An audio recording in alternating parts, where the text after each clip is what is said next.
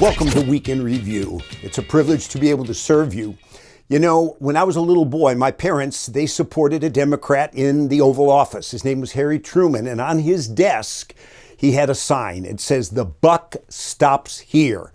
And I respect Harry Truman in looking back at history. I mean, he had the biggest decision probably a president ever faces, dropping the atomic bomb on Nagasaki and Hiroshima.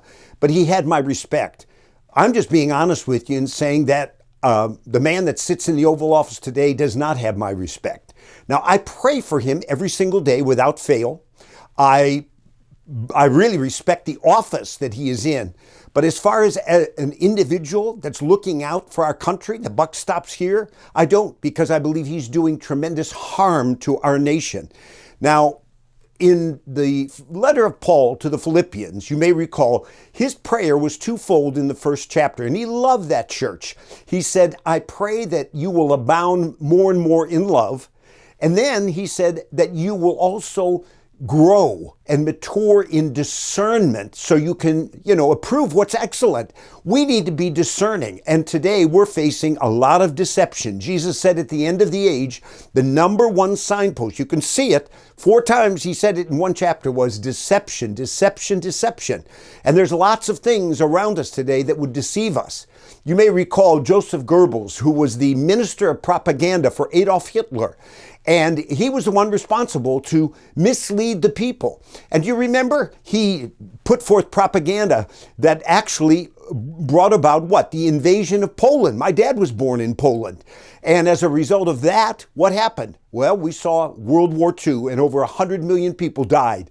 And then also, Goebbels, he brought forth propaganda and deception on the Holocaust and with the Jewish people, and 6 million people died. So you have to be discerning, and we need to be alert in our generation. Let me tell you, I saw a movie recently, maybe it'll come to your area, and it's called My Old School. It's a true story, it's a documentary.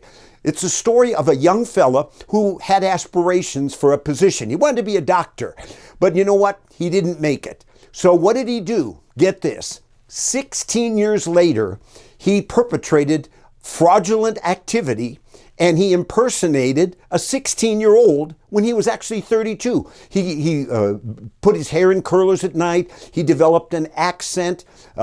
He learned how to project and speak in a particular way in a play. He was impersonating a 16-year-old, and you know what? He deceived the entire school, the teachers, the administrator. He was finally exposed, and the movie, My Old School, tells the story. It was national headlines there in the United Kingdom. He perpetrated a fraud. And I believe we have an individual that is doing that in the Oval Office. And we see globalists and Marxists and socialists and individuals, and an individual that sits there and he's a pawn. Now, I don't know if you remember, there was once a movie called The Fugitive. It was based on a TV series. And Tommy Lee Jones got the Academy Award for Best Supporting Actor. He played Lieutenant Gerard. But there was one scene where he was ready to apprehend him. And Richard Kimball, who didn't kill his wife, that was the plot, he said, "I did not kill my wife." And Gerard said, "I don't care." And you know what? That's the impression I get in terms of Mr. Biden with the crisis of our nation and all that's happening. I don't care. I wrote an article, a commentary, you may recall, I encourage you to look at it, about the 3 worst presidents in America's history. Who were they? Well, James Buchanan, and here's a man right before the Civil War, but you say, what happened with him? He didn't really care. You had the southern states and individuals, and they were raiding armories, taking guns, and it was going to be a secession, and then it was leading to a civil war, and we had about 700,000 people die. But what was his number one flaw? He didn't care. He was inept. And then the next one was Hoover. Yeah, with the Great Depression, the stock market falls, and it was a disaster in a nation. And what was he doing? He was inept. He didn't care. He didn't take action.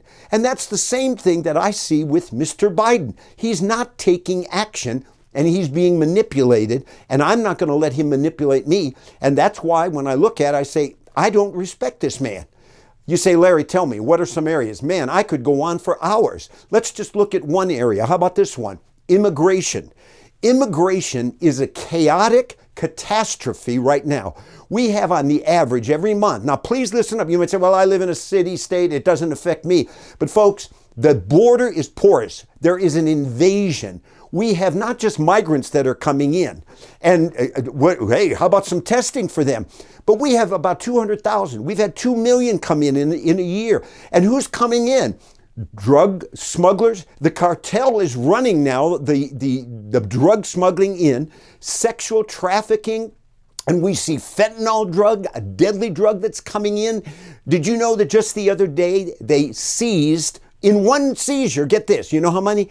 250,000 pills. One little pill the size of like a grain of salt can kill. You say, Larry, that's getting scary. Well, you know what? You can look, there's a fellow named Tom Holman, and for, I think it's about 37 years, he was really one of the main leaders on the border. Barack Obama gave him an award. Trump put him in office. And I heard him interviewed, and he said, we have a disaster on the border. It's jeopardizing our safety, our security as a nation. It's utter chaos. He said 70% of the agents now are involved with migrants and children and medical things, and it's like a porous border, and it's an avalanche. It's a flood. You know that there's about 12 United States senators that have signed, Republicans, and said, we've discovered something. Biden administration, not only have they been taking migrants in, and what are they doing? Dumping them off in cities. They fly them in, but now they're discovering they want to put them on Amtrak. Can you imagine people? And, you know, is there testing, COVID, whatever it is? And now we're saying that our taxpayer dollars should put them on Amtrak so they can put them in cities. This is dangerous. And fentanyl, 250,000, and they're disguising. The cartels are running this thing. You know, when my little boy, Jason, who's now a pastor, when he was about 2 or 3, we had a mouse in our house. And my son never climbed around. But one morning we were asleep and we had put peanut butter on the counter out of reach with poison to get the mouse. Well, to our discovery, as we walked in the kitchen, our son was eating the peanut butter. He was minutes away. We had to give him things to get him to vomit and get that out of his system. You know what? He almost died. What would happen if you walked into the room and there was your son and you saw that there was fentanyl? It looks innocent, different colors. It kills. It's deadly. It's the #1 killer now of 18 to 35-year-olds in this country. And with a porous border, this is dangerous. We cannot allow this to continue. I was reading in my devotional time just the other day in Matthew 22, a father wanted to throw a wedding banquet for his son. And he sent out those to invite people in, but people didn't respond very well, so he invited others. But you know what? Somebody came in and didn't fulfill the requirement, didn't obey, didn't do what they were supposed to do. And you know what? The master, the king, he called him a friend, so he wasn't being unkind or evil, but he told his servants, get this guy out of here. He doesn't fulfill the requirement. And we have millions of illegal aliens. 61 people that are on the terrorist list right now, watch list, have been caught slipping into this country. And when we say 2 million have already come in, that's those that are encountered on the border. What about those that, slipped through? How about crime? Mr. Biden, and by the way, Mr. Biden has never been down there. He doesn't even talk about the border crisis. He doesn't seem to care. How about this? Crime. It's exploding. It's skyrocketing in cities over drugs. And, the excuse is always, well, it's white supremacists and, we got to let them out and not have bail, etc. Let me show you. The other day, I saw something that took place in New York. Some ladies, 3 of them were in a restaurant. They ordered something and then they didn't want to pay $1.75 for sauce.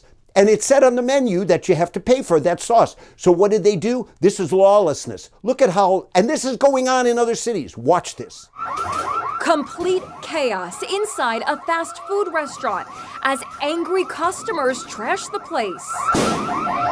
The shocking video shows 3 women hurling glass bottles and all sorts of things at the servers. The violent episode happened around 4:10 in the morning at Belle Fries on the Lower East Side of Manhattan. At one point, they even leaped over the counter to continue their attack. So, what got them so riled up? Can you believe they were reportedly furious about being charged $1.75 for extra sauce? Mr. Biden, He is in charge of this nation. And when we have lax policies and leftist Democrats running things, and this is the danger right now. But the buck stops there. What about the economy and inflation? He's telling us a week ago, well, there is no inflation. Folks, that is not true. You know, the Brookings Institute just said that if you raise a child today, you know what you're going to pay till the age of 18? $310,000. That's how much it's going to cost you to raise a child. Now, with Mr. Trump in office, with inflation that's not like now 9 or closing in on 10%, but 1.4%, it would be $75,000 less. You go into your food stores. Folks, Mr. Biden, first thing in office, cut the energy industry, crippled things, and now we're begging Venezuela, we're begging other countries, please, Saudi Arabia, give us, when we should be energy independent. The man doesn't seem to care, or he has his agenda, and all of a sudden we see skyrocketing inflation and gas prices, and don't be fooled by the fact that it's coming down right now. We're tapping our reserves. Let me give you one more. Who's representing us right now, and what does the world think of us? In France, they had a major event recently, Bastille Day.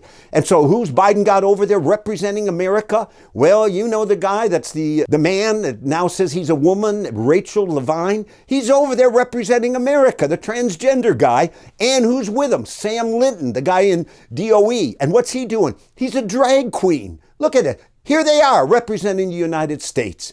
I tell you, I could go on. What's gone on with abortion and Mr. Biden as a so-called Catholic, not following through with the Bible and dogma in the Catholic Church. We're in a very serious time. America is under judgment. I want to be encouraging, but we need to pray. 2 Chronicles 7:14. We need to be discerning. We need to extend respect in the right way to the right individuals and believe God to raise up righteous men and women to get into office. Remember, the Bible says when the righteous are in authority, the people rejoice. But when the wicked rule, the people groan.